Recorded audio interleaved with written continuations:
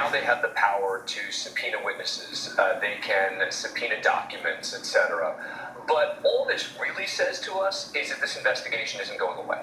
Those who thought and hoped things going to just begin and they'll drop it, etc. All this means is this investigation is serious. Indictments could come as a result of it, and now they have the power of a grand jury behind it. But what specifically can this special counsel, Robert Mueller, do that he couldn't do before? It's a subpoena power, in particular. It's the ability to get witnesses to come in and testify under oath. It's the ability to get documents. It's the ability to get financial records. Those things can all now be subpoenaed via the grand jury as part of this investigation. So people talk about grand juries. Sometimes there are investigative grand juries, which are really just used to subpoena documents and witnesses, but more often, grand juries are used ultimately to seek indictments. And that's the danger for not just Donald Trump, but anyone who's the subject of this possible investigation. You know, Dan, I took note of what the president's personal attorney said about this, reacting late yesterday, saying we have no reason to believe the president is under investigation here. But do we really know? Yeah, I don't know what that means. I mean, the fact that he says we have no reason to believe, I mean, there hasn't been a leak that says the president is specifically under investigation.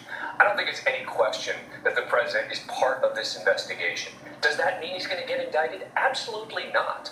But the notion that there's no reason to believe that the president is part of this just doesn't make any sense. So we'll have to see as this continues. And as you say, the biggest signal is it's not going away. That's right. All right, Dan Abrams with the stamp things, as always. Amy. All right, David, and now more on those leaked transcripts of President Trump's private conversations with foreign leaders. The White House furious, and now this morning, the Department of Justice is taking action against those leakers. ABC's Mary Bruce has all the details now from Washington. Good morning, Mary.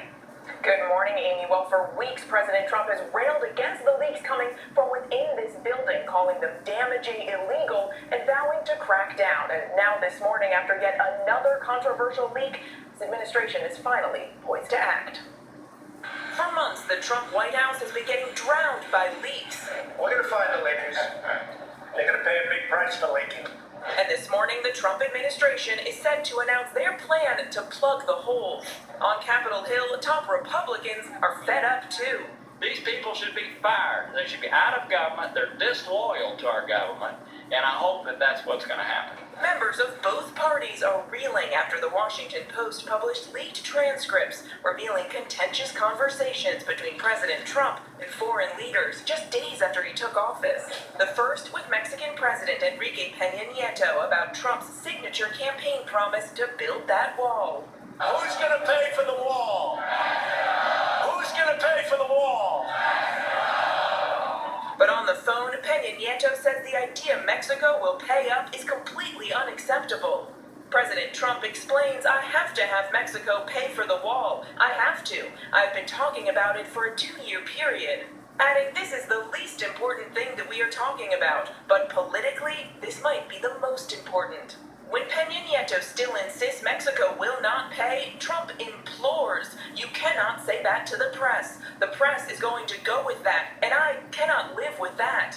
Trump argues they need a wall to stop drugs from flowing across the border, noting I want New Hampshire because New Hampshire is a drug-infested den. That did not sit well with New Hampshire Senator Maggie Hassan. Oh, what an outrageous statement. Now, in just a few hours, the Attorney General and the Director of National Intelligence will brief reporters here in Washington about why they feel these leaks threaten national security. And, David, what they plan to do to put an end to all this. All right, Mary Bruce with us from Washington as well. Mary, thank you. Meantime, President Trump, as we mentioned, tweeting already this morning, perhaps trying to turn the page